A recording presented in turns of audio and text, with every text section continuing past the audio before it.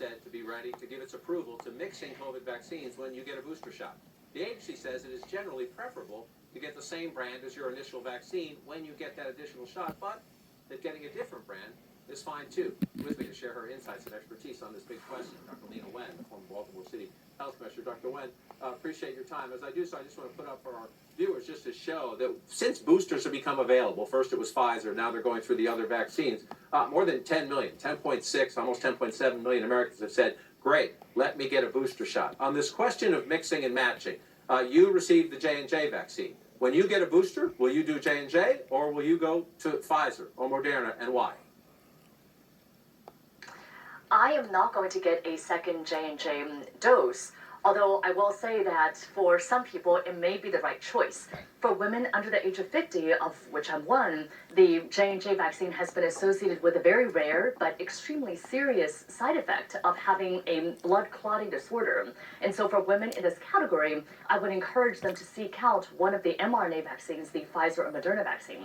Overall, I think that the idea of mix and match is a good one because it allows for flexibility and convenience. Many local and state health officials have been asking for this because we're in the middle of a pandemic. And if we're going to be getting boosters to people, it's really important that people get a choice, but even more importantly, that people are able to get whatever booster they have access to. And especially if we're going to nursing homes, having pop-up clinics, etc., we really should be able to have interchangeable boosters and, when possible, accounting for patients' individual preference. Right. Yeah, you used the key term there saying in the middle of the pandemic, and I wanted to help for your context because we've been through this, sadly, too many times. But you see right now, the 7-day average of new coronavirus infections is down 51% from its September high. On Monday, the average was 84,932, down from more than 172,000.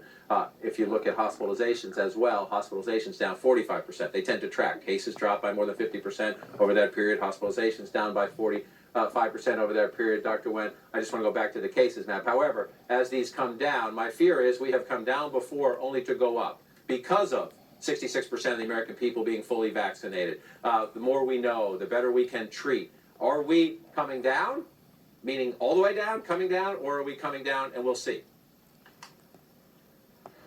Definitely the latter. I don't think any of us can really predict what's going to happen, especially as it's getting colder, people are going indoors more, and also we know what's happened last time, that when the numbers come down, people start letting down their guard, and then as a result, we may see an upsurge again, especially come holiday season. Now, I do want to say that we're in a very different place than we were last year at this time because of vaccines, and so I want people to take into account not only the risks, but also the values and what it is that they care about. I want families to be gathering. I want for Halloween, for kids to be going trick-or-treating, for people to see each other over Thanksgiving and Christmas. But we have to take reasonable measures into account, and that includes if you're indoors, in crowded places, in public, and there's a lot of virus in your community, you should still be wearing a mask. If you're getting together with extended family, for example, and there are some vulnerable members or young kids who are not vaccinated, consider everybody getting a test. Those are the types of measures that we can implement so that we're reducing risk, but also take into account what is the level of community spread where we live. And a piece of that, you mentioned masking, common sense, worrying about vulnerable people. A piece of that is if you haven't been vaccinated, maybe think again, maybe reach out to your doctor, maybe have that conversation to get you over, or at least try to get you over your legitimate hesitancy questions if you have them. Some of those questions are legitimate. Yesterday, America lost a treasure, General Colin Powell, and we had to sadly, Dr. Wen, listen to this. You've been lied to. Vaccines may be highly useful for some people, but across the population, they do not solve COVID. That's not speculation. It is an observable fact. People who've been fully vaccinated can still get the virus, they can still transmit the virus to others, and they can still die from COVID. Colin Powell is hardly the only example of that. Colin Powell followed the instructions. He did what Joe Biden asked. So did 40% of fully vaccinated people who recently died in Maryland. They all died anyway. At the very end of the program, Tucker Carlson said, oh, I forgot to tell you at the top, Colin Powell had a couple other health conditions that made him vulnerable. It ignores science and it's reckless, right? That's right. It's offensive and really dangerous because we need to state what the facts are. The facts are that vaccines are safe and extremely effective. The CDC data from just last week found that the vaccines protect you 6 times from getting infected, 11 times from dying from COVID-19. yes, there are some people who are particularly vulnerable, individuals who are older with chronic medical conditions, who are immunosuppressed, and unfortunately, General Powell was in this category of people who are very vulnerable.